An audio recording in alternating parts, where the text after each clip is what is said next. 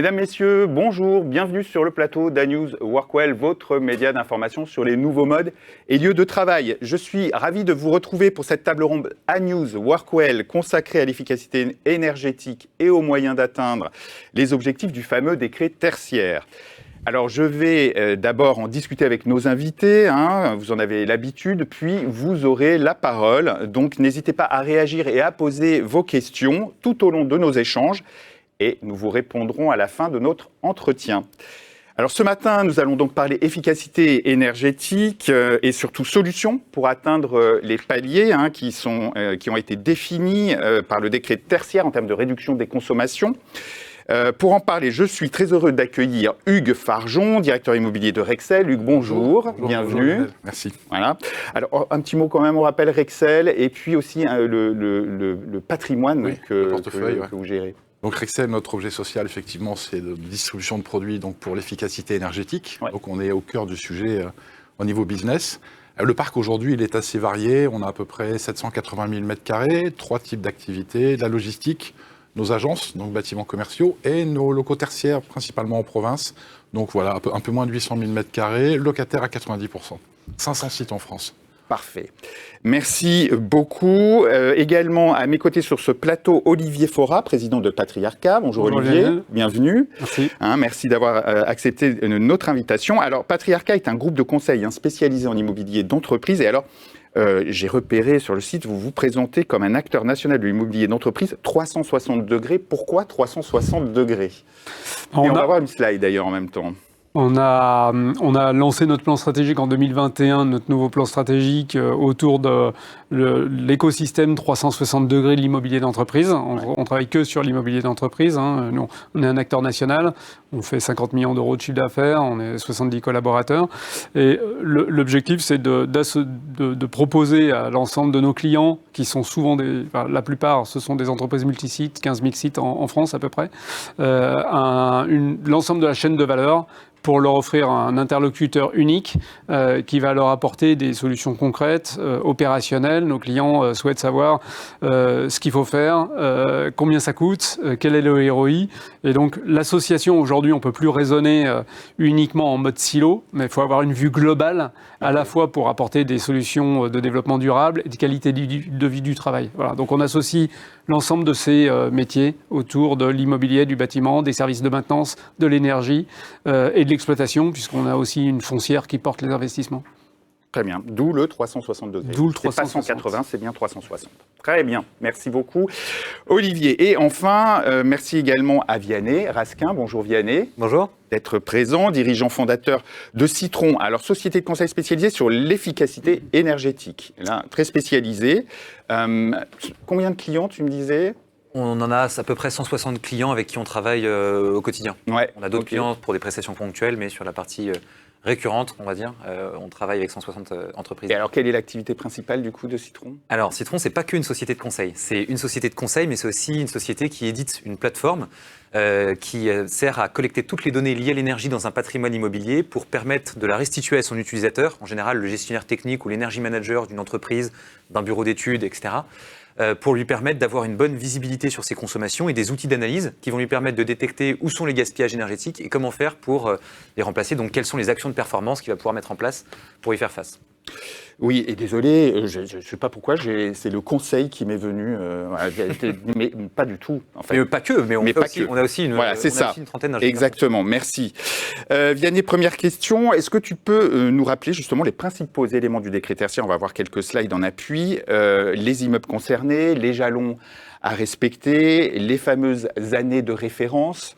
Voilà, et puis les déclarations sur Opérate, les sanctions qui sont prévues, enfin tout le dispositif. Tout quoi. Voilà, allez, okay. C'est parti. Je vais essayer d'y aller progressivement. Alors, le décret tertiaire, c'est 2 obligations qui concernent les propriétaires et les locataires d'un bâtiment, d'une partie d'un bâtiment ou d'un groupe de bâtiments qui font plus de 1000 m², dont l'ensemble fait plus de 1000 m². Cette obligation, elle porte sur 2 niveaux. La première, c'est une obligation de reporting. Chaque année, on va devoir déclarer ses consommations énergétiques via une plateforme qui s'appelle Opérate, qui est gérée par l'ADEME. Absolument. À échéance 2030, 2040 et 2050, on va devoir atteindre des objectifs de consommation propres à chacun des bâtiments, qui vont soit se calculer de manière relative, donc par rapport à une année de référence, on va diminuer ça de 40%, 50% et 60% dans les 3 des prochaines décennies, soit de manière absolue, et donc là, on va dire qu'il y a une équation un peu alambiquée qui est issue de beaucoup de réflexions qui sont gérées par la DHUP, un savant calcul, voilà, qui va essayer de définir pour chacun des bâtiments quelle est la consommation qu'il devrait avoir pour correspondre à ces moins 40% de consommation d'un bâtiment vieillissant. Ces fameuses années de référence, d'ailleurs, c'était quoi? C'était 2000... Alors, entre 2010 et 2020, on doit la choisir. Et on peut la choisir soit sur une année calendaire, soit sur 12 mois glissants, qu'on reporte après sur une année calendaire. L'objectif, c'est d'avoir quelque chose de représentatif. Donc, on va choisir son année en faisant en sorte de l'ajuster en fonction de la rigueur climatique, en fonction des indicateurs d'intensité d'usage. Est-ce que le bâtiment a été beaucoup utilisé ou pas? Par exemple, l'année 2020, malheureusement, n'est pas du tout représentatif de l'activité professionnelle habituelle dans beaucoup de secteurs. Ouais, ouais. Et donc, il va falloir déclarer toutes ces consommations sur cette fameuse base Opérat, c'est ça? Ça, c'est la première étape, puisque la première déclaration doit être faite avant le 30 septembre de cette année. Reportée d'un an. Hein. Ouais, c'était au 30 septembre de l'année dernière. C'est ça, mais il faudra déclarer les 2 années. Et on devra effectivement déclarer l'année 2020, l'année 2021, et probablement aussi son année de référence, donc une 3e année, si elle n'est pas déjà comprise entre le 1er janvier 2020 et le 31 décembre 2021. D'accord. Donc voilà, cette obligation, il faut quand même prendre en compte ce que ça veut dire. Quand on dit partie de bâtiment, nous on est une petite boîte, on est 70 personnes, on a moins de 1000 m² de bureaux. Par contre, on est dans un bâtiment, on a loué des bâtiments à Suresnes qui, eux, font le bâtiment lui-même fait un peu plus de 1000 m², enfin fait 6000 m², je crois. Du coup, petite boîte, pas beaucoup de chiffre d'affaires, pas beaucoup de salariés, mais assujettis au décret tertiaire. En fait, quand on prend en compte, quand on réalise ça, les 95% des entreprises françaises sont assujetties au décret tertiaire. Voilà, ça va être ma question suivante, mais d'ailleurs, je la poserai quand même. D'accord, allez-y, posez la question. Non, avant, je voudrais qu'on parle des sanctions prévues. Oui. C'est grave si on ne rentre pas dans les jalons qui ont été fixés. Ça, c'est vraiment à titre personnel, mais la première sanction, je pense qu'elle est écologique. C'est-à-dire que l'impact, je pense qu'il y a une prise de conscience aujourd'hui qui est quasi totale pour les acteurs du marché, les politiques s'en saisissent. La première question qu'il faut se poser, c'est qu'est-ce que sera notre planète demain si on ne prend pas en mesure l'impact qu'on peut avoir sur notre environnement. Après, il y a des sanctions qui sont plus juridiques. Les sanctions qui sont juridiques, il y a évidemment, comme d'habitude, une petite sanction financière. C'est 7 500 € pour le propriétaire et 7 500 € pour les locataires si on ne se conforme pas à cette réglementation, que ce soit sur la partie suivie ou sur la partie atteinte. C'est-à-dire si on ne déclare pas sur Opérat, par exemple, dans les temps, ou est-ce qu'il y a aussi un contrôle de la trajectoire? Les deux. En fait, il va y avoir un contrôle non seulement de la déclaration. D'abord, il va y avoir un contrôle de est-ce qu'on déclare ou pas. Ensuite, il va y avoir un contrôle de est-ce que la déclaration a été correctement effectuée? Est-ce qu'on a bien tout déclaré? Une fois qu'on a bien tout déclaré, il va y avoir un 3e niveau de contrôle. Ça va être de dire, OK, est-ce que vous avez déclaré des choses qui sont vraies? Donnez-nous des preuves, des factures, etc. Et ensuite, il va y avoir le contrôle de est-ce que, mais qui va passer en fait par le 30e du coup dépôt, le 30e reporting qu'on va faire, celui de 2031 qui va porter sur l'année 2030. On va en fait être en capacité d'observer si oui ou non la consommation qu'on aura déclarée a atteint l'objectif de consommation qu'en fait on nous aura donné, qu'on nous aura indiqué dès l'année fin 2022. Compris. Et donc là, ça peut être encore un niveau de contrôle de dire oui, vous avez atteint ou non, vous n'avez pas atteint. D'accord. Mais alors, il n'y a pas que ça comme sanction. Alors déjà, on peut être une personne morale comme une personne physique. Si on est une personne morale, 7 500 € pour le propriétaire, 7 500 € pour le locataire. Il peut y avoir plusieurs locataires dans un bâtiment. L'autre sanction, elle est d'ordre... beaucoup de gens l'appellent le name and shame. C'est-à-dire qu'en fait, l'État... Réputation. C'est la réputation, exactement. L'État a annoncé qu'ils allaient créer un site internet officiel, en .gouv.fr. C'est la saison des impôts chez Santé. Tout le monde l'a en tête. Mais en .gouv.fr, où du coup, ils vont dénoncer les entreprises qui ne respectent pas, enfin entreprises ou particuliers d'ailleurs, mais qui ne respectent pas leurs obligations environnementales. Et la première des obligations environnementales qui va tester, entre guillemets, ce site internet, c'est le décret tertiaire. Ça va être le décret tertiaire. Imaginez un cours de bourse d'une entreprise qui se retrouve au banc des accusés en disant vous, monsieur entreprise, vous n'avez pas respecté vos obligations environnementales. Et oui. Ça fait mauvais effet. De la même manière, quand on veut vendre des choses en B2B ou en B2C, mais maintenant c'est vraiment similaire, on va avoir beaucoup de difficultés s'il y a ce fameux name and shame. Olivier, justement, j'en parlais juste avant. Est-ce qu'on sait combien de bâtiments sont concernés? Quelle est l'étendue, en fait, voilà, du périmètre concerné par le décret tertiaire aujourd'hui? Et combien d'entreprises, aujourd'hui, doivent déclarer toute leur consommation énergétique? Alors, en nombre de bâtiments, je ne saurais pas répondre. Il y a plusieurs statistiques. Aujourd'hui, il y a notamment le Conseil régional de la construction qui fait beaucoup d'enquêtes très régionalisées. Ouais. On est aux alentours des entre 950 970 millions de mètres carrés tertiaires. Ouais, tout à fait, c'est ce que j'ai trouvé aussi la sur répartition, c'est à peu près 22% d'immeubles de bureaux. Ouais. Et il faut savoir que 50% des immeubles de bureaux ont été bâtis avant les années 80. Donc vous imaginez, effectivement, ce sont beaucoup de passoires thermiques sur lesquels il y a des enjeux. Donc ça va être facile de gagner, effectivement, et d'atteindre des objectifs, parce que ce sont des passoires thermiques sur lesquels on a des actions à mener. Ouais. Voilà. Mais 22%, à peu près 20% en commerce, 20% en enseignement-recherche et 12% en établissement de santé. Là, on a 75% à peu près de ces millions de mètres carrés. En nombre de bâtiments, je n'ai pas trouvé la statistique, mais voilà, je ne sais pas si Vianney... un nombre de bâtiments ou Hugues? Je n'ai pas le nombre de bâtiments. Par contre, l'info qui est assez intéressante à avoir en tête, c'est de se dire que 50% des bâtiments sont des bâtiments gérés de manière indépendante.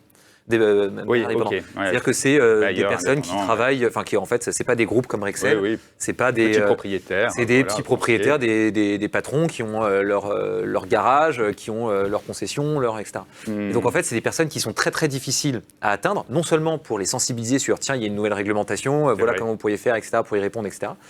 Et l'autre partie, c'est des groupes immobiliers, soit des grosses foncières qui s'adressent potentiellement à des petits patrons, etc. Mais grosses foncières, donc gestion centralisée, soit des grands groupes comme Rexel, soit des personnes, on va dire des parcs immobiliers. Et ces parcs immobiliers, c'est plus facile en tout cas de les identifier et de leur adresser des solutions. Le vrai enjeu, c'est d'aller toucher et d'aller sensibiliser les petites entreprises ou les petits propriétaires. Alors, c'est pas du tout le cas de Rexel, quoique peut-être vous devez avoir un certain nombre de propriétaires indépendants, puisque tu me disais que vous êtes à 80-90% locataires, c'est ça, voilà. Alors, où est-ce que tu en es, Hugues? J'imagine évidemment que tu suis tout ça de très près. Concernant Opéra, concernant les cibles à atteindre, dans quelle situation est-ce que tu te trouves aujourd'hui? Alors déjà, on a typé les bâtiments qui étaient concernés. Donc aujourd'hui, on est exactement à 302 bâtiments concernés. Donc effectivement, plus de 1000 mètres carrés ou dans une... Sur combien de bâtiments en tout? Sur un peu moins de 500. Ah oui, donc une bonne majorité. Oui, absolument. Alors on a bien évidemment dans ce portefeuille des entrepôts qui font 35-40 000 mètres carrés sur lesquels il y a des gros sujets. Et puis on va avoir une agence de 250 mètres carrés, mais qui est dans un bâtiment de 1500 et donc qui doit effectivement y passer avec beaucoup moins d'enjeux, bien évidemment, que l'entrepôt. Aujourd'hui, donc, on a commencé nos déclarations sur la plateforme Opérat. On aura terminé donc, la totalité des relevés sur fin juin. Et ensuite, on va aller... un audit aujourd'hui sur un bâtiment, ça coûte entre 2 et 4 000 euros. Ça coûte cher. On ne va pas auditer 300, 400 bâtiments et avoir ceux sur lesquels il y a des enjeux qui sont éventuellement qui sont les plus faibles ou les moins stratégiques. Donc en fait, on va aller screener d'abord nos 30, 40 plus gros sites.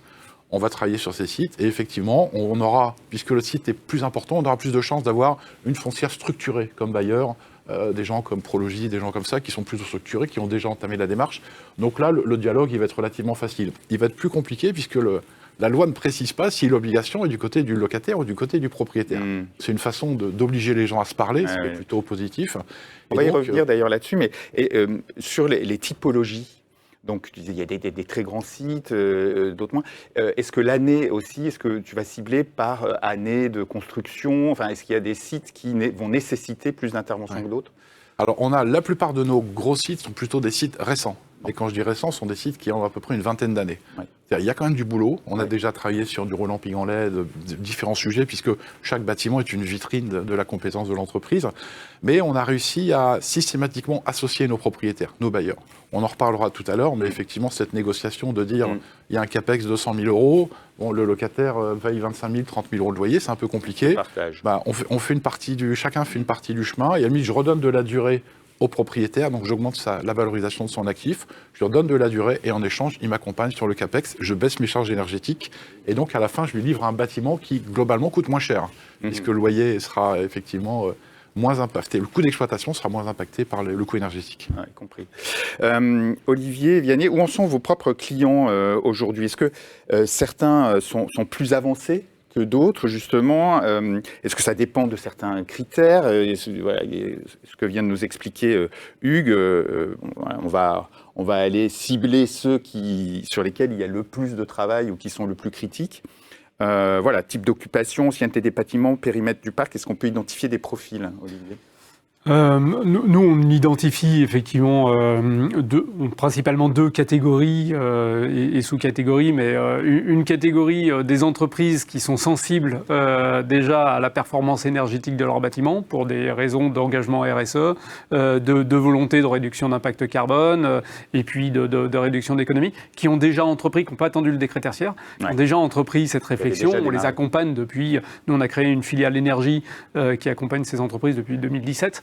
Donc on engage déjà beaucoup. Bien évidemment, ça contribue à la performance énergétique des bâtiments sur la durée. Et puis, dans ces catégories d'entreprises, on va aussi retrouver des entreprises qui ont un positionnement long terme, c'est-à-dire de la visibilité sur leur implantation long terme sur leur site. Ils peuvent être soit des propriétaires, soit des occupants, mais avec une vue long terme d'installation sur les sites.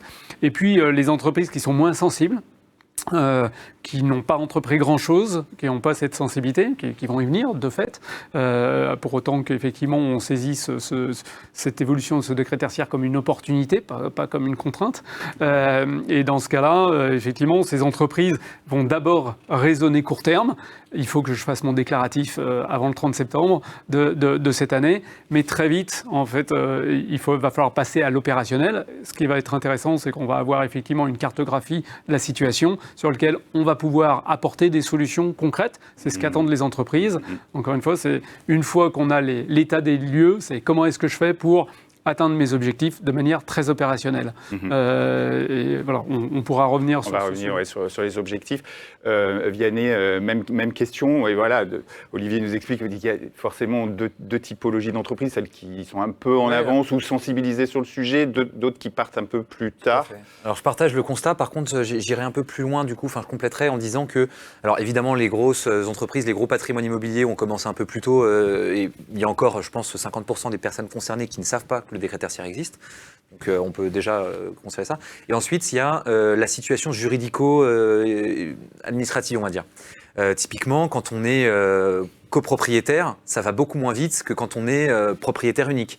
Quand on est occupant unique, ça va beaucoup plus vite que quand on est multi-occupant. Oui. En fait, pour récupérer les données, c'est ça? Exactement. Il va y avoir un enjeu énorme. Le premier enjeu du décret tertiaire, c'est en fait commencer à maîtriser son patrimoine immobilier. Une société comme Rexel le maîtrise déjà depuis quelques années, même peut-être depuis toujours, j'en sais rien, mais il y a beaucoup d'entreprises qui ne sont pas aussi organisées et qui du coup ne maîtrisent pas du tout leur patrimoine immobilier. Oui. On a par exemple des collectivités territoriales qui découvrent leur patrimoine immobilier. En fait, le principe de Citron, c'est qu'automatiquement, ça va collecter toutes les données liées à l'énergie d'un patrimoine immobilier et ça va les répartir par adresse. Ils découvrent des adresses. Donc en fait, il y a la première chose qui va être importante à faire, c'est en fonction de qui a la donnée, est-ce que c'est le propriétaire? Est-ce que c'est un copropriétaire? Est-ce que c'est un locataire? Est-ce que c'est est-ce que c'est réparti entre plusieurs locataires? Est-ce que c'est chez un prestataire? Est-ce que c'est le chauffagiste qui a de la donnée? Est-ce que c'est le property manager, etc. Il va falloir faire en sorte que, effectivement, deux grandes entités se parlent, propriétaire, locataire, mais en fait, en général, une multitude d'intervenants, 7 intervenants différents qui vont devoir se parler. Etc. Et du coup, c'est un peu le parti pris de Citron, c'est dire il leur faut un outil pour pouvoir concentrer toute la donnée. Et après, effectivement, on va dire qui déclare quelles informations. Effectivement, je rejoins ce que vous disiez tout à l'heure. Il n'y a pas d'obligation. C'est pas le locataire ou le propriétaire qui doit faire cette déclaration. Par contre, il y a quand même une volonté de la DHUP, du ministère, de dire on voudrait que ça soit le locataire, on pousse à ce que ça soit le locataire qui fasse cette déclaration. Et pour ça, ils ont paramétré. Juridiquement, c'est pas dit, du coup ça oblige tout le monde à se parler, vous avez raison. Par contre, à côté de ça, les informations qui doivent être déclarées sur la plateforme Opera, c'est des informations de sirène, de SIRET, d'indicateurs d'intensité d'usage du bâtiment, etc. C'est des données qui sont globalement chez le locataire. Donc, certaines données sont chez le propriétaire, certaines données sont chez les exploitants, les BE, les property managers, etc. Et après, chacun peut se faire des mandats dans tous les sens pour décider qui fait quoi. Mais du coup, ça fait des flux d'informations monstrueux qu'il va falloir gérer, automatiser quand on peut, parce que sinon ça va devenir très chronophage, surtout quand on a 500 sites. C'est ça. Et donc voilà, donc je compléterai quand même. Oui, tout à fait. Et Hugues, je Je me disais, du coup, qu'est-ce que vous faites concrètement? Quel type d'action vous avez mis en œuvre pour respecter les fameuses étapes du décret tertiaire? Où est-ce que vous en êtes? Comment tu calcules les ROI? Tu disais que ça coûtait cher aussi quand même, hein, toutes voilà, ces actions. Donc voilà, quel type d'action tu as mis en œuvre? Alors nous, on est encore un peu, comme la plupart des utilisateurs, un peu au début de l'histoire. C'est-à-dire qu'aujourd'hui, on est en train effectivement d'aller consolider la base de données, mais on ne saura travailler sur un portefeuille que si on connaît nos chiffres. Si on ne connaît pas nos chiffres, on n'a aucune idée sur les sites les plus énergivores ou les moins énergivores. Ensuite, on part du principe de se dire qu'aujourd'hui, un bâtiment, il y a effectivement deux corps principaux. Il y a ce qu'on appelle le gros œuvre. Dans le bail, c'est 606. Donc vraiment la structure, les fondations, et il y a l'aménagement, le 605, tout ce qui concerne les lots techniques. On peut tenter de se dire, le locataire va plutôt intervenir sur les lots techniques, sur l'usage, prévenir ses collaborateurs, l'informer éventuellement il y a certaines choses qui ne fonctionnent pas bien. Et ensuite, que le propriétaire gère plutôt effectivement l'aspect gros œuvre, couverture, qui là est un poste qui est quand même beaucoup plus onéreux, beaucoup plus cher, et sur lequel les ROI vont être certainement compliqués. On sera tenté d'aller plutôt vers ce qu'on appelle les quick wins, c'est-à-dire les retours rapides. Je charge des chariots avec mes batteries, et je vais contraindre entre guillemets par un minuteur à les charger de nuit en heure creuse plutôt que de jour. Pour effectivement. Donc ce sont des petites économies, mais ça permet effectivement d'avoir un retour sur investissement qui est très rapide. Okay. Et donc Vianney nous expliquait que il n'y a rien dans la loi qui indique qui doit déclarer sur Opérate. Toi, sur tous tes sites, c'est toi qui déclares? Oui, absolument. On a pris effectivement cette décision. On reçoit énormément d'abord de propositions, de bureaux d'études, etc. Parce que le marché, il est absolument... il est phénoménal en termes de nombre de bâtiments, en termes de boulot. C'est 20, 30, 40 années non-stop pour aller effectivement atteindre les objectifs. Et donc, effectivement, nous recevons de la part des propriétaires des demandes de mandat. Donc, nous leur expliquons que nous faisons nous-mêmes la déclaration et qu'ensuite, on reviendra les voir avec des propositions sur les bâtiments les plus énergivores pour aller baisser la facture. D'accord. Les ROI moyens sur lesquels tu t'engages? Pour nous, le quick win, entre guillemets, le ROI, c'est 36 mois. Quand on est de 0 à 36 mois, bon. Donc rapide, quand même. Mais voilà, 3 ans, c'est bien. Ouais. On pense par exemple... C'est quoi? C'est surtout l'éclairage, le relamping en LED, détection de présence. Okay. Des sujets comme ça, effectivement, qui permettent d'abord d'améliorer le confort de l'utilisateur, puisque dans toutes nos histoires, on parle du bâtiment, mais il y a la RSE, il y a du confort du collaborateur ou du client. Donc, l'éclairage LED qui est quand même plus convivial, plus chaleureux, détection de présence également, et puis derrière, avoir un système de chauffage, clim, qui soit également très opérationnel, et de s'assurer que par le relevé, par exemple, la clim ne continue pas à fonctionner la nuit. Je suis sûr que sur un paquet de sites, il y a des gens encore qui sont sur des points qui sont allumés la nuit alors que le site est fermé. Une réflexion sur les sources énergétiques avec les coûts qui s'envolent aujourd'hui. Est-ce que vous réfléchissez aussi éventuellement à basculer sur d'autres sources d'énergie? Alors on a des promoteurs logistiques aujourd'hui qui réussissent à chauffer des bâtiments par la géothermie. C'est un sujet qui est quand même extrêmement pointu, on laisse ça aux experts. Nous, effectivement, on fait revenir maintenant le photovoltaïque. Le photovoltaïque, il y a 10 ans, c'était la Rolls de l'économie d'énergie. C'était quand même... Aujourd'hui, donc, les coûts de consommation augmentent, le qui va être de plus en plus cher. Et donc, le photovoltaïque revient en odeur de sainteté. Il a des coûts qui sont moins élevés, il y a une meilleure technologie. Et aujourd'hui, il y a la possibilité d'avoir de l'autoconsommation ou de le réinjecter dans le réseau. Donc, c'est plutôt souple. Et donc, c'est un sujet qu'on fait revenir chez nous. Un sujet usage et comportement aussi peut-être, c'est-à-dire j'entends souvent dire qu'on n'atteindra pas les objectifs du décret tertiaire sans évidemment intervenir sur les habitudes, sur les comportements, sur les usages des occupants. C'est vrai, pas vrai? Déjà première question, et deuxièmement, si oui, comment ça se passe? Il y a ces fameux points de consigne 21 l'hiver ou 25, 26, je ne sais plus, l'été, 19, pardon, l'hiver, et puis 25 ou 26, je ne sais plus, l'été. Jamais personne n'arrive à avoir ces températures-là dans les bureaux. Comment ça se passe? Alors, atteindre des objectifs d'économie d'énergie, dans notre esprit, ce n'est pas d'aller détériorer le confort des collaborateurs en les chauffant moins l'hiver ou en les rafraîchissant moins l'été. C'est effectivement du comportement. J'avais un de mes pairs qui était chez Engie et qui me disait qu'à partir du moment où tu expliques à des utilisateurs que le site est audité, il est contrôlé sur les consommations et que tu leur demandes, de par leur usage, d'être particulièrement attentifs, il y avait 2 à 4% d'économie déjà sur la facture qui était possible. Donc on est loin des 40% en 2030, mais par contre, ça contribue. Il faudra embarquer dans nos histoires les collaborateurs, les utilisateurs, c'est certain. Vianney, est-ce que tu as toi aussi déjà une vision justement des options envisagées par les entreprises? Quel type d'actions elles mettent en œuvre? Alors, il y a 4 grands types d'actions qu'on peut mettre en œuvre. Le premier type d'action, ça va être de travailler sur l'enveloppe du bâtiment. En général, c'est des temps de retour sur investissement assez longs. Mais l'idée, ça va être de travailler sur les parois horizontales et verticales, sur les fenêtres, les menuiseries, etc. Ensuite, on va pouvoir travailler sur les outils qui vont permettre d'exploiter le bâtiment. Donc typiquement, on va pouvoir travailler sur les organes de production, de distribution, d'émission, de régulation de chaud et de froid dans le bâtiment. On gagne beaucoup sur cette partie-là. Déjà, c'est un gros poste de consommation. C'est en fonction des bâtiments, ça peut être 40 à 60% de la consommation qui est dédiée au chauffage et au refroidissement du bâtiment. Donc si on commence à réduire un gros poste, forcément ça a un impact assez important et c'est souvent aussi un endroit où il y a beaucoup de capacité de réduire ses consommations. Il y a encore énormément de bâtiments dans lesquels quand on arrive pour faire un audit énergétique, on voit vous savez, les fameux grille-pains, des espèces de convecteurs qui consomment 1 tonne pour avoir un résultat au final vraiment très peu efficace. Et surtout c'est aussi un endroit, un domaine dans lequel il y a de plus en plus d'innovation et on est de plus en plus capable d'avoir des systèmes performants.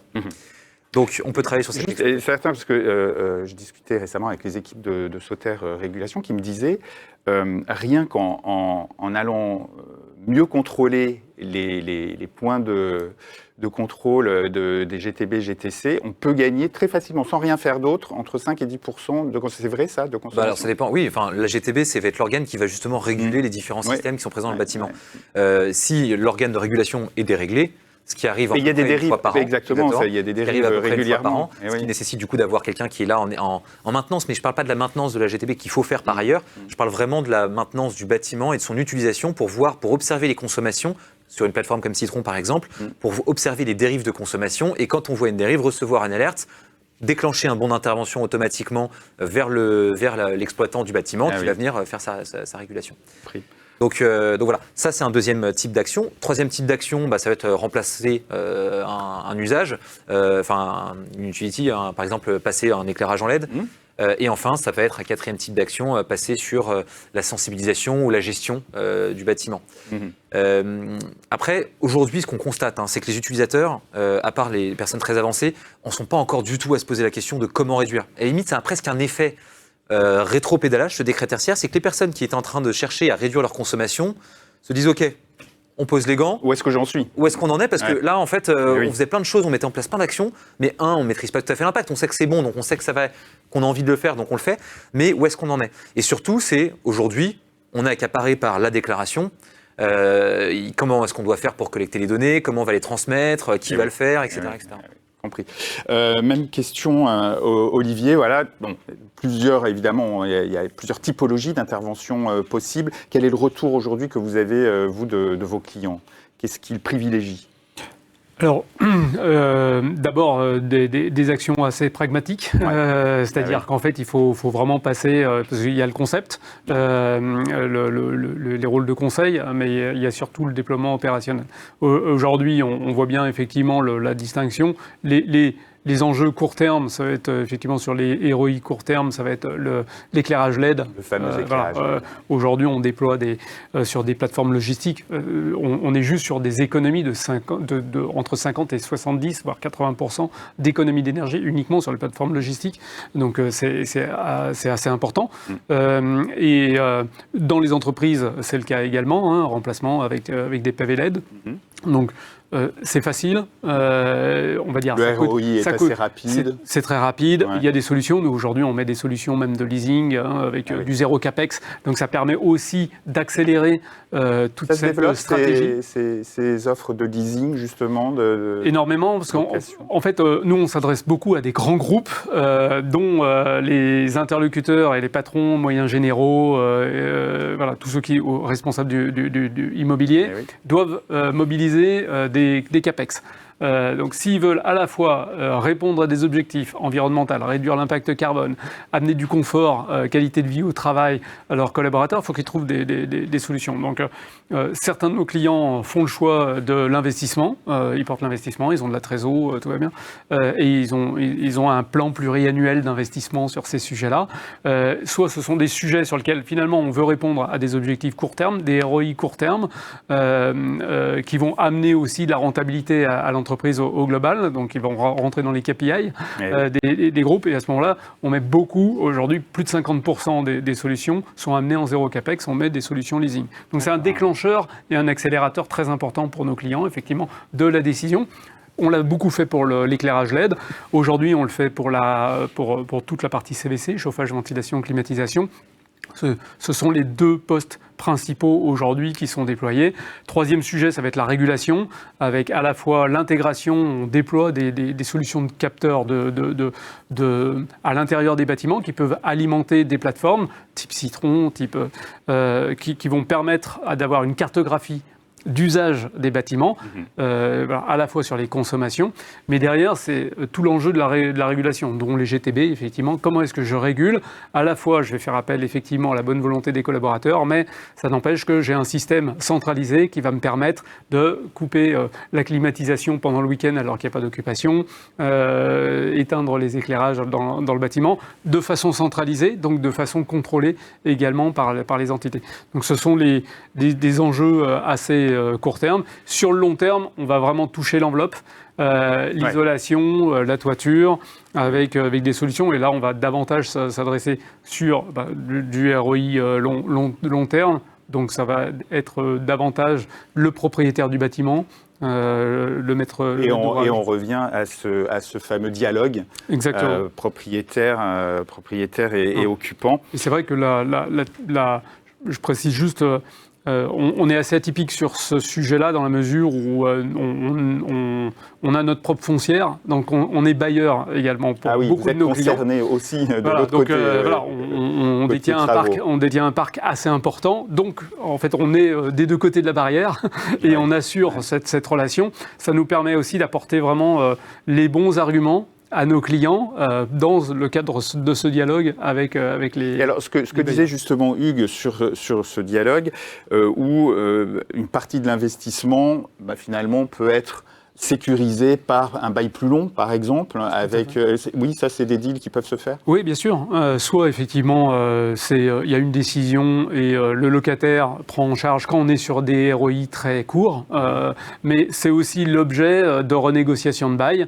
Je re-signe un 6 ans ferme avec toi, tu prends en charge les investissements, ça valorise. Donc, toute l'argumentation, elle est à la fois technique, mais elle est aussi de valorisation de l'actif.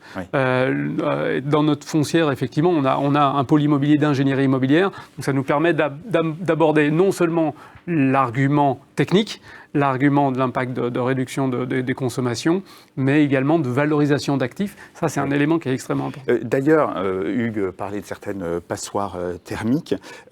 Comment on juge l'intérêt de rénover ou pas un bâtiment? À partir du moment où on se dit non, là, le bâtiment, ça vaut plus le coup, il faut tout déconstruire et refaire.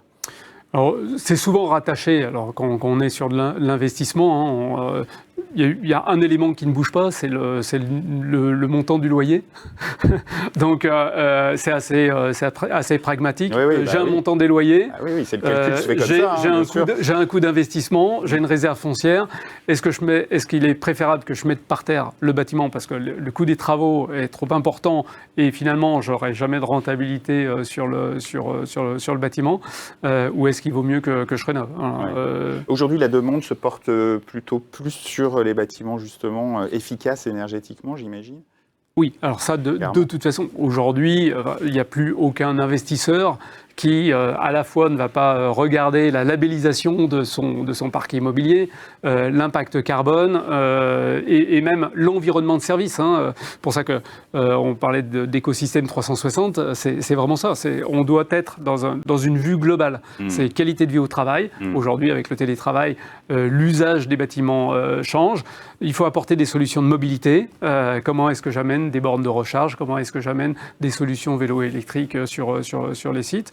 Donc, il faut avoir une vue très globale qui va effectivement impacter aussi l'investissement que va réaliser. Et oui, bien sûr. Hugues, Olivier parlait de propositions de location as a service d'un certain nombre d'équipements qui peuvent permettre de baisser les capex, les investissements à réaliser. Est-ce que c'est des solutions sur lesquelles tu t'es porté déjà? Alors nous, on a d'abord été faire le focus sur la partie du portefeuille dont on est propriétaire. Ouais. Parce qu'on ne peut pas se poser la question sur le qui fait quoi, on a cette responsabilité. On s'aperçoit que sur un certain nombre de sites, on a des locaux qui sont trop grands. Alors on ne fait pas une course à la réduction, mais on travaille avec nos exploitants. Nos exploitants nous disent « j'ai 1500 mètres carrés à La Rochelle, j'ai besoin de 900, il y a 600 de trop, entre guillemets, qu'est-ce qu'on fait ?» Donc là, on va accepter de trouver un partenaire, un investisseur à qui on va vendre notre bâtiment. Et il va faire la totalité des CAPEX et il va nous restituer un bâtiment, donc une agence entièrement rénovée, plus petite mais à la bonne dimension. On va trouver un colocataire éventuellement qui est dans notre business B2B qui nous permet d'avoir une synergie business intéressante. Des filiales du groupe de Saint-Gobain, distribution de peinture qui viennent compléter la palette de services auprès de nos clients pros. Et on se retrouve donc locataire sur un site qui est plus petit, sur lequel j'ai moins de taxes foncières, sur lequel j'ai beaucoup moins de coûts énergétiques. Par contre, l'objectif, c'est d'aller sur des cessions qui ne sont pas des cessions top price. On préfère avoir des cessions qui sont plutôt middle price, qui nous permettent d'avoir des conditions locatives très faibles. C'est-à-dire qu'il est hors de question que la direction immobilière de Rexel sorte 3 millions d'euros de plus-value sur un site et que derrière, l'exploitant qui ne payait pas de loyer ou qui avait un loyer interne se retrouve avec 300 400 000 euros de loyer qui va dégrader son compte d'exploitation, les primes des collaborateurs, etc. Donc on essaye de trouver cet équilibre, on vend des prix raisonnables et on loue surtout un loyer raisonnable. Et c'est extrêmement vertueux. C'est très, très Vous allez chercher des architectures un peu malines, comme ça pour que tout le monde y gagne. En fait. C'est ça. Et les CAPEX, en général, sur le bâtiment dont on parlait, on est sur des CAPEX entre 1 million et 1,3 million. Ouais. Donc c'est quand même beaucoup d'argent. Nous, c'est à peu près, on a 5 millions de CAPEX de budget par an. Ça allait être ma question. Donc voilà, ça fait un gros sujet. Et il faut travailler avec des gens intelligents qui comprennent les contraintes d'horaire d'ouverture, la cohabitation en termes de sécurité. Il faut s'assurer de la sécurité pendant le chantier, etc.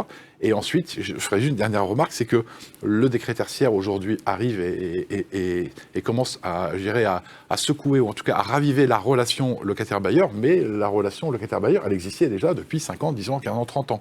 Il y avait une annexe environnementale il y a quelques années qui devait amener à ça, justement, à ce dialogue. Est-ce que ça n'a pas bien fonctionné? Alors là, les bâtiments de mémoire, parce que ça date quand même déjà depuis pas mal de temps, je crois que c'est 2000 m² le seuil. Oui.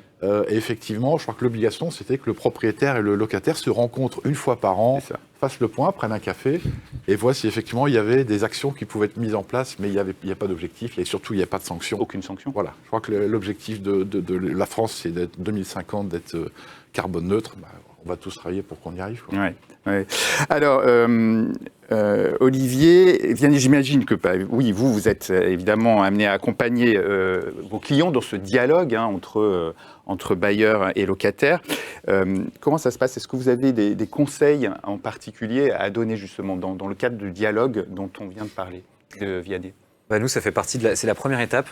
Quand on accompagne nos clients, la première chose qu'on fait avec eux, c'est de définir des matrices RACI. Vous savez, on va définir chacune des étapes du projet et pour chacune des étapes du projet, on va dire qui va faire quoi, qui va être responsable, qui va être informé, qui va être consulté, etc. Donc on fait pour chaque situation administrative, comme on dit tout à l'heure, mono-occupant, multi-occupant, etc. Ouais. Une matrice RACI qui va détailler précisément qui va faire quoi, à quel moment et qui va être responsable de quoi. Donc ça, c'est un peu la première étape qu'on va faire avec nos clients. Ensuite, ce que Citron fait habituellement, c'est on va guider nos clients dans cette communication. En général, on va être côté gestionnaire technique du patrimoine immobilier. Donc soit on est du côté du gestionnaire technique Rexel qui doit parler à tous ses exploitants, soit du côté de la foncière qui doit parler à tous ses propriétaires, à tous ses locataires, soit au contraire des locataires je sais pas, on parlait du groupe Saint-Gobain par exemple, c'est un des clients de Citron, qui doit parler à plein de propriétaires différents, etc., etc. En fait, on accompagne dans cette communication, d'abord en faisant des webinaires de sensibilisation, un peu comme on fait aujourd'hui, mais en axant vraiment le sujet sur les problématiques du projet dont on parle. Ensuite, on va proposer à nos clients d'automatiser la demande et la collecte d'informations, mais je ne parle même pas de Citron, de la plateforme et des consommations d'énergie, je parle vraiment des prérequis dont on a besoin pour savoir combien on a de bâtiments, quelles sont les surfaces, quels sont les numéros de sirènes, etc. Donc vraiment les prérequis pour pouvoir même commencer à travailler avec Citron. Il faut signer des mandats, il faut donner des identifiants, etc. Donc pour ça, on va faire un questionnaire en ligne qui va être envoyé par mail en s'appuyant sur un outil qui va automatiser la relance de mail en fonction de comment l'utilisateur, enfin la personne qui reçoit le mail va ouvrir ou pas le mail, va cliquer sur le questionnaire ou pas, va en faire la moitié et pas le terminer, ou va le terminer, etc. Une fois qu'on a fait ça, on va être capable de fournir des argumentaires pour que derrière un call center puisse faire des relances téléphoniques. On va pouvoir fournir des modèles de lettres qui peuvent être envoyés en recommandé, parce qu'il y a aussi un sujet qui est un peu juridique derrière. Les deux personnes sont concernées. Si ça ne se passe pas bien, à la fin, sur qui on va taper. Et ben donc du coup, il faut que s'il y en a un qui montre pas de bonne volonté et qu'à cause de ça, ça ne permette pas d'avancer, et ben il faut que l'autre se constitue un petit dossier pour dire j'ai fait tout ce que je pouvais, quoi. J'ai envoyé des mails, j'ai fait des webinaires, j'ai fait tout ce que je pouvais. Quelque chose à ajouter, Olivier, sur ce dialogue bailleur-locataire ? Non, mais ce qui est important, c'est de définir des objectifs communs. En fait, pour se mettre d'accord, faut avoir à un moment, faut faire rejoindre. Donc là, on parlait de valorisation de l'actif. Ça, c'est le côté propriétaire, effectivement. Et donc, il faut que le locataire soit capable de mettre en avant cette valorisation. Votre bâtiment, si aujourd'hui il n'y a pas de travaux qui sont réalisés, votre bâtiment ne vaudra rien sur le marché demain, donc, et vous n'aurez pas de preneur parce que plus personne ne voudra louer votre bâtiment qui est une passoire thermique. Oui. Donc, il faut amener des arguments très concrets sur combien ça coûte, qu'est-ce que ça va rapporter, comment est-ce que ça va valoriser, comment est-ce que ça va vous permettre de maintenir un niveau de loyer, quitte à avoir effectivement, dans le cadre d'une renégo de bail, rehausser un peu le loyer, repenser les espaces, voire diviser, comme le disait Hugues Fargeon. Oui. Voilà. Donc, il faut vraiment avoir cette typologie. Puis, on n'a pas le même dialogue lorsque vous êtes face à un grand propriétaire, des grands groupes, Amundi, qui va avoir un grand nombre de bâtiments, des interlocuteurs, et puis des petits propriétaires qui ont un bâtiment. Voilà. Et là, le rapport de force va être différent. Les moyens d'investissement ne vont pas être les mêmes. Donc, il faut essayer effectivement d'avoir cette approche de qu'est-ce qui va être possible de mettre en avant pour rejoindre. Il faut rentrer dans une phase de discussion ouverte et assez constructive. Site par site, quoi, au cas par cas. Hugues, j'imagine que tu t'es fixé ta trajectoire.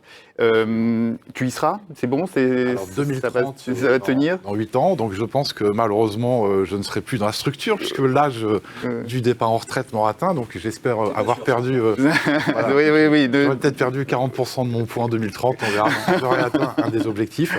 Non, plus sérieusement, on ne peut pas ne pas l'atteindre, c'est pas possible. Bah oui. On ne s'appelle pas Danone, on n'est pas dans l'agroalimentaire, on est dans la performance énergétique, on est dans cet écosystème-là, donc on doit être exemplaire, on a les moyens, on a les partenaires, donc on est assez confiant sur l'atterrissage en 2030, bien évidemment. Et puis, il y a un deuxième élément qu'on peut rajouter, c'est qu'aujourd'hui, un bâtiment, c'est un loyer, une fiscalité, des charges. Les charges qui peuvent être également des charges techniques, etc. La fiscalité, aujourd'hui, on la connaît, on l'a identifiée, elle ne bougera pas, entre guillemets, si le bâtiment ne bouge pas. Elle va plutôt avoir tendance à légèrement augmenter. Le loyer et les charges. Ce qu'il faut, c'est qu'effectivement, le loyer accepte éventuellement une légère inflation parce qu'on vient faire des travaux et qu'on vient baisser nos charges énergétiques. Donc, au global, ce coût variable, il sera moins fort parce qu'on aura effectivement accepté d'aller accompagner le bailleur sur un peu plus de loyer, mais par contre, aller baisser nos charges. Ouais, compris. Vianney, quelques recommandations pour nos auditeurs, quelques conseils ou quelques écueils à éviter peut-être. Alors la première recommandation, c'est maintenant, il faut y aller. Il y a encore beaucoup de gens. On va voir quelques slides en même temps. Dans la stratégie. Ah oui, ouais. Il y a beaucoup de gens qui sont encore dans la méditation, dans la stratégie de comment il faut y aller, etc. Je pense que la première chose qu'il faut se dire, ça va maintenant, c'est OK. On a réfléchi, on se fait accompagner, on se fait pas accompagner. Il y a plein de stratégies qui sont valables, mais il faut mettre un premier pas en avant. Alors, qu'est-ce qu'on racontait sur les slides? Eh bien, le pirate, il faut démarrer tout de suite. Là. Il faut démarrer tout de suite parce qu'il y a une échéance qui arrive, est justement le 30 septembre prochain, donc la fin de l'été qui est déjà bien entamée, où on va devoir justement déclarer ses consommations énergétiques. Donc c'est déjà presque trop tard, quoi. Enfin, ça dépend vraiment de la taille et de la complexité de son patrimoine immobilier, mais commencer maintenant, c'est déjà trop tard. Alors après, c'est pas une fin en soi dans la mesure où la DHUP a averti que la première année, il n'y aurait pas de sanctions, que c'était une année pour s'entraîner, etc. Donc l'objectif de cette première année, c'est de se familiariser avec la complexité du projet, de choisir ses prestataires, de pouvoir vraiment commencer à mettre les pieds dedans. Ouais, et vous avez d'ailleurs développé un certain nombre d'outils pour aider à entrer dans la démarche et puis à avancer. Ouais, chez Citron, on a la chance d'avoir des ingénieurs en efficacité énergétique qui sont des experts maintenant du décret tertiaire, d'avoir une experte sur la partie aussi juridique et sur la partie communication qui vont travailler ensemble pour fournir des outils hyper concrets. C'est un livre blanc, voilà ce que vous avez comme obligation, c'est une checklist de voilà les étapes par lesquelles vous allez devoir passer, c'est une infographie pour vulgariser un peu et sensibiliser un peu sur le sujet. C'est une foire aux questions où on a répertorié toutes les questions qui ont été posées soit à la DHUP, soit à l'ADEME, soit à Citron et auxquelles on a pu répondre. C'est vraiment en fait toute une banque d'outils qui vont permettre d'avancer concrètement. Après, le meilleur outil que vous puissiez trouver sur le sujet, c'est d'appeler un expert Citron. Je suis sûr que vous trouverez sur le site internet citron.io tous les éléments pour pouvoir le faire. C'est les appeler, leur poser vos questions et leur demander comment faire. Ils vous proposeront plusieurs solutions adaptées à vos problématiques. Et après, vous partirez avec eux ou pas, mais ça vous permettra en tout cas d'avoir les idées claires. Olivier, même question. Voilà, quelques recommandations ou pièges à éviter, peut-être à travers quelques exemples. Tiens. Oui, alors, premier point, c'est effectivement que ce qui est important, c'est de faire l'état des lieux, comme le disait Vianney, c'est de quoi est-ce qu'on parle, voilà, définir un plan d'action par bâtiment, et puis avoir une approche multispécialiste, c'est-à-dire qu'il faut, encore une fois, prendre ensemble, dans l'ensemble, le bâtiment et les solutions. Il n'y a pas de solution universelle. Et les solutions, elles vont devoir se déployer site par site, parce que les configurations des sites liées à l'exploitation, il faut prendre en compte l'exploitation du site pour avoir ce raisonnement. Est-ce que je dois changer la chaudière? Est-ce que je dois... Alors, on a un retour d'expérience assez fort et effectivement, il n'y a pas de solution. C'est pas je passe tout en climatisation réversible ou en pompe à chaleur, parce que ça peut ne pas se suffire à lui-même. Et donc il faut aborder ce décret tertiaire comme une opportunité, on le voit pour... Ça c'est un point très important, c'est ce que je disais tout à l'heure, c'est qu'à la fois pour accompagner cette baisse des coûts d'énergie, on parlait de ROI, on arrive à avoir sur certains... On monitore depuis 3-4 ans déjà des solutions déployées. On a des baisses de charges de l'ordre de 12-15%. Donc c'est assez important pour le locataire. Et ce qui permet de valoriser aussi peut-être un surloyer en compensation d'un investissement pris en charge par le propriétaire. Vous voyez, quand je parlais de négociation, de pouvoir établir en fait finalement au cas par cas quels vont être les avantages d'engager ces actions-là pour le locataire, pour le bailleur, elles sont multiples. Donc la baisse des consommations effectivement d'énergie, l'impact carbone, comment est-ce que j'accompagne effectivement ma réponse aux enjeux environnementaux, ça va être Alors important. quelques exemples, tiens, on va prendre un premier exemple avec un groupe de distribution professionnelle. Donc, typiquement sur ce site-là, notre client avait une consommation très élevée de chauffage gaz, 60 000 € pour un site de 3000 m², mais en fait avec un besoin réel de 1000 m². Donc lorsqu'on a fait, ils nous ont sollicité pour remplacer. Par Excel, Ils nous ont sollicité pour remplacer leur chaudière, et on aurait pu effectivement répondre parfaitement à leur demande. On est allé plus loin, on a fait l'audit, l'enquête, et on a pris en compte leur exploitation. Et finalement, on a créé une boîte dans la boîte. typiquement, c'est-à-dire qu'ils souhaitaient rester dans ce bâtiment, il n'y avait pas de relocalisation, ça aurait pu être une solution. Les travaux sont trop importants, donc j'ai la stratégie de me relocaliser. Beaucoup de nos clients envisagent ces solutions-là, hein, donc d'où l'intérêt pour les bailleurs de bien réfléchir à l'impact de ne pas engager des investissements, parce que le locataire partira à terme. Donc ils avaient le souhait de rester. Effectivement, on crée une boîte dans la boîte et on a mis en place une climatisation réversible. On a amené du confort de travail pour les collaborateurs. On a refait le design de leur agence complètement. On en a profité. Et on a amené un 90% de réduction de consommation d'énergie et l'impact carbone, c'est 98%. Donc vous voyez bien qu'effectivement aussi, on est capable de remonter des KPI qui font plaisir aux directions générales. Lorsque l'entreprise est cotée en bourse, les déclarations de consommation carbone sont assez importantes. Deuxième exemple, un parc tertiaire de bureaux à Lyon, dans la région lyonnaise. Oui, on a fait l'acquisition avec plusieurs fonds d'investissement d'un parc de 34 000 m² sur 10 hectares, 30 bâtiments, construits dans les années 80, avec évidemment une consommation, c'était des passoires thermiques, murs autoportants en béton, très peu d'isolation. Sachant que ce site-là était en occupation, donc on était en coactivité lors des travaux. Et on a amené une solution qui traitait l'enveloppe globale du bâtiment, c'est-à-dire qu'en fait, on a fait une coque sur la coque, avec de la préfabrication industrielle de modules complets, de 12 mètres de long sur 3,50 mètres de haut, qui intégrait tous les châssis, donc avec des relevés 3D des façades. Et on a industrialiser complètement le process. Cette industrialisation, elle nous a permis de répondre à la fois avec des murs manteaux, bois, matériaux biosourcés, avec façade bois, avec du sourcing local de matériaux bois. Donc on a fait plaisir à tout le monde. C'est un autre look à l'arrivée. Et effectivement, on a amené en impact une diminution de 70% des consommations d'énergie, pas de déchets sur les chantiers, très peu d'occupation. En l'espace de 2 semaines, on a été capable de rénover complètement tout le bâtiment parce qu'on avait industrialisé en amont. Pas d'amener de camions supplémentaires sur le parc, donc ça fait plaisir aussi. Lorsqu'on est en milieu intra-urbain, on réduit l'ensemble. La RE 2020 va contraindre énormément à réfléchir à la conception. Comment est-ce que je conçois mon bâtiment? Comment est-ce que je le construis?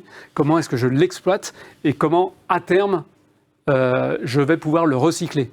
Quelle nouvelle vie je vais donner à mon bâtiment? Ou comment est-ce que je vais le démolir? Et comment est-ce que je vais traiter l'ensemble de ces déchets? Donc la RE 2020 va aussi accentuer, va être dans la continuité de ce décret tertiaire. Il y a une certaine cohérence avec le décret tertiaire, heureusement. Oui, heureusement.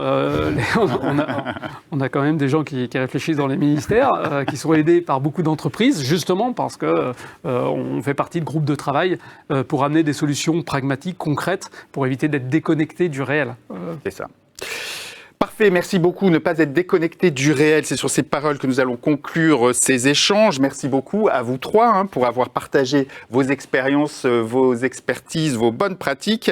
Alors je vais maintenant me tourner vers nos auditeurs. Vous avez donc la possibilité de réagir, de poser vos questions. À vous la parole. Et y a-t-il des réactions ou des questions, Mathilde ? Alors oui, il y a d'abord une première question. La hausse des coûts de l'énergie a-t-elle un impact sur les choix réalisés? Oui, justement, voilà. Je posais la question à Hugues tout à l'heure. Oui, non? Oui, mon capitaine. Oui. C'est sûr, bien sûr, puisque les consommations vont augmenter, puisque le KVA augmente. Donc effectivement, des solutions doivent être mises en place. Encore une fois, on ne va pas éteindre des bâtiments dans la journée, donc on va continuer à avoir un usage normal. Et comme effectivement l'énergie augmente, il faut absolument travailler pour baisser ces consommations énergétiques, c'est sûr. Ah oui. Est-ce que ça... Du coup, tout à l'heure, tu nous disais, on prend des décisions par rapport à la durée du TRI. En dessous de 36 mois, on y va. Du coup, en fait, une même action avec un coût de l'énergie plus élevé fait qu'une action va passer de 42 à 30 mois. Et du coup, Ça devient plus intéressant. Vos clients réfléchissent aussi là-dessus sur cette hausse de coûts et éventuellement basculer évidemment. sur d'autres sources d'énergie? Alors, pas forcément basculer sur d'autres sources d'énergie pour le moment, parce que on est sur une hausse qui est quand même progressive depuis. On vient de prendre un coup d'accélérateur à cause de l'environnement géopolitique, mais la hausse, elle était attendue et elle était déjà en cours depuis. Elle était intégrée. Elle était intégrée, exactement. Donc, changer du tout au tout sa façon de penser, je pense pas que ça soit le cas, sauf quand on est un industriel, un gros industriel qui a une consommation, pour qui l'énergie est une matière première. Quand on est dans un bâtiment de bureau, etc., ça va plutôt être, ou de la distribution, ou que sais-je, la logique, ça va plutôt être de se dire, OK, on accélère ce qu'on avait déjà prévu, plutôt que de se dire qu'on revoit complètement la façon de penser. Mais aujourd'hui, la bascule, ce qui est sûr, c'est qu'on n'installe plus de chaudière, fuel, gaz. Aujourd'hui, on passe à l'électrique, ce qui nécessite d'amener de nouvelles puissances sur les sites, ou bien d'avoir une stratégie, mais ça va dépendre aussi de la configuration du bâtiment. Est-ce que je suis tout seul dans mon bâtiment et j'ai la possibilité, soit avec mon bailleur, soit je suis propriétaire, d'amener du photovoltaïque sur mon bâtiment, donc de pouvoir éventuellement autoconsommer. On est beaucoup sur des stratégies d'autoconsommation. Nous, on a créé notre filiale Yuma pour le déploiement de centrales photovoltaïques, justement, dans le cadre de cet accompagnement de nos clients au global.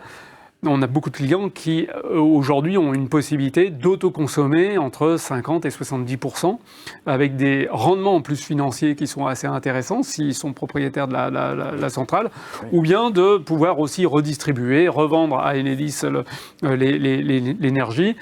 Et puis on ira à terme même sur est-ce que mon bâtiment peut être producteur d'énergie et revendeur d'énergie. C'est-à-dire là on va avoir un raisonnement sur du small grid, sur des réseaux de proximité. Ça va être intéressant de pouvoir l'étudier.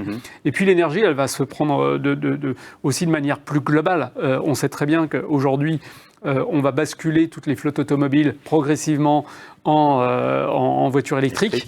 Donc on a des capacités aussi de consommation à partir des véhicules électriques. Je sais que des groupes comme Volkswagen réfléchissent justement au pilotage. Est-ce que finalement mes véhicules, lorsque je rentre chez moi, qui sont chargés à 100%, parce que je les chargeais au travail, est-ce que finalement il ne va pas me permettre d'écréter une surconsommation d'énergie chez moi pour pouvoir alimenter mon four, mon lave-linge, la vaisselle.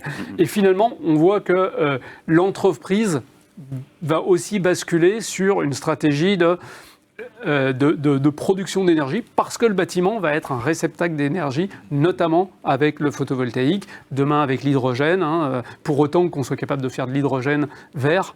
Aujourd'hui, on fait beaucoup d'hydrogène blanc avec le nucléaire, mais demain, il faut que le photovoltaïque puisse aussi, c'est un moyen de stockage de l'énergie, parce que c'est une des problématiques aujourd'hui du photovoltaïque en autoconsommation. Évidemment. C'est comment est-ce que je peux avoir une consommation spontanée ou différée de cette production d'énergie. Alors c'est un peu moins intermittent, encore ça dépend des régions, mais un peu moins intermittent que le vent, mais ça permet, il y a quand même ce sujet du stockage. Vous y réfléchissez, Hugues, chez Rexel, au photovoltaïque? Ça devient, encore une fois, il y a une dizaine d'années, c'était quelque chose qui nous semblait en termes de retour complètement déconnecté de la réalité. Aujourd'hui, justement, parce qu'il y a la hausse du coût de l'énergie, parce que la technologie est meilleure et parce qu'il y a ce système aussi d'autoconsommation, ça devient un vrai sujet, absolument. D'accord.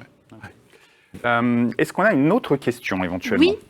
Alors, seconde question, comment gérer l'installation de bornes de recharge électrique? Dans notre cas, minimum 3/4 sur chaque site, qui nous obligera à consommer de l'énergie électrique non prise en compte de nos actuels stats de consommation. Pas pris en compte dans les actuels stats de conso. Ouais. Alors, moi, sur la partie stats de conso, nous, ce qu'on a fait chez Citron, c'est qu'on a intégré justement les consommations à la plateforme Citron, non seulement la consommation des bâtiments, mais aussi la consommation des véhicules thermiques comme électriques. Du coup, on a les stats thermiques en amont et on peut voir justement la transition de la consommation du véhicule aujourd'hui qui est un peu indépendante à une consommation qui devient une consommation du bâtiment, c'est ce qu'on disait tout à l'heure. On peut faire ça, on peut intégrer les consommations thermiques avant la bascule aux véhicules électriques. Bien sûr, en fait c'est une question de où est la donnée, mais en fait si vous avez, et c'est souvent le cas quand on est sur une société de car a priori, on a des cartes de fournisseurs de carburant. Il y a plusieurs fournisseurs de carburant qui font ça, il y a les cartes Total, les cartes BP, les cartes machin. Et en fait ces données-là, on va, au même titre qu'on peut scraper des factures d'énergie énergie pour pouvoir les lire automatiquement, les petits robots qui font leur job pour pouvoir récupérer l'information. On peut faire exactement la même chose sur une facture de carburant. Donc l'idée, ça va être de dire, on récupère les données des bâtiments, mais aussi des véhicules, pour pouvoir justement observer cette transition et du coup faire ses choix en termes de programmation horaire, de à quel moment il faut charger en fonction de l'activité. On va aussi choisir, dimensionner les bornes en fonction des véhicules et les véhicules en fonction de l'utilisation, etc., etc. Et oui, et que ça ne pénalise pas. Ce serait un comble quand même que la transition vers le véhicule Dans le cas du décret électrique. tertiaire, c'est bon, c'est pris en compte. Ah oui, bon voilà. C'est vrai que c'est une vraie problématique pour les entreprises. Nous, aujourd'hui, on déploie de grands parcs de bornes de recharge. On est RVE, donc on déploie des parcs de recharge de véhicules électriques. On a monté je parlais d'écosystème tout à l'heure, on a monté un partenariat même avec Rexel pour répondre notamment à un appel d'offres qu'on a gagné pour le déploiement des bornes de recharge de l'Oxam au niveau national, avec à la fois l'alimentation du parc de location d'engins, donc vous imaginez les puissances nécessaires, et puis également pour les collaborateurs, les sièges de l'Oxam. Et donc on a monté ce partenariat à la fois pour la mise à disposition du matériel en local via le réseau Rexel, mais également pour le pilotage des bornes avec les puissances disponibles et puis la répartition des puissances en fonction des véhicules qui sont chargés, pas chargés et de ce qu'appelle le bâtiment. Une des premières démarches, c'est effectivement faire l'audit des consommations d'énergie, de voir s'il n'y a pas de la puissance à récupérer. On parlait d'éclairage LED, de répartition, de mieux répartir l'énergie, de réduire les consommations, de gagner de la puissance sur le bâtiment pour pouvoir la redistribuer. C'est le plus simple. D'une part, on fait des économies d'un côté et on va récupérer de la puissance. Ça, c'est une première solution. Deuxième solution qui va se combiner avec le pilotage. Deuxième solution, c'est aussi d'amener, c'est ce qu'on a fait sur certains de nos sites, personnellement, c'est d'amener aussi un deuxième tarif bleu dédié aux bornes de recharge. C'est un petit coup d'investissement, mais finalement, on se rend compte qu'on ne pénalise pas le bâtiment et on alimente les bornes. Donc il y a une répartition assez claire. Très bien, merci beaucoup pour vos éclairages. Est-ce qu'il y a une dernière question ? Oui.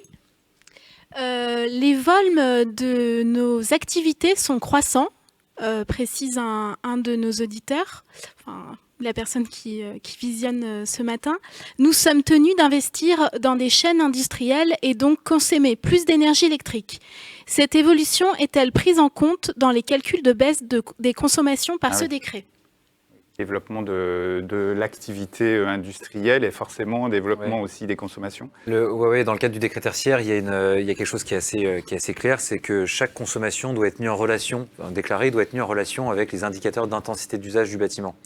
Donc, si vous avez 2 fois plus de personnes parce que vous produisez 2 fois plus sur un site et que du coup le taux d'occupation double sur un bâtiment, la consommation va peut-être pas doubler mais va augmenter, et ben vous allez pouvoir, avec un savant calcul, encore une fois, calculer justement dans les groupes de travail dont on faisait allusion tout à l'heure, auxquels on participe avec la DHUP, on va pouvoir du coup prendre en compte ces consommations supplémentaires et ça sera pas du tout vu si les calculs sont bien faits, c'est toujours, on ne les a pas encore testés, mais si les calculs sont bien faits, ça sera pris en compte et il n'y aura aucun souci. Oui, puis ce qu'il faut prendre en compte, c'est que, on parle de décret tertiaire, donc l'industrie n'est pas concernée, la consommation industrielle n'est pas concernée. Si on parle de consommation due à l'augmentation de l'activité surcroît, j'ai plus d'amplitude horaire pour travailler, ou bien j'ai des chariots élévateurs, je suis distributeur de matériel, j'ai plus de chariots élévateurs, ça va être pris en compte dans effectivement les valeurs d'usage.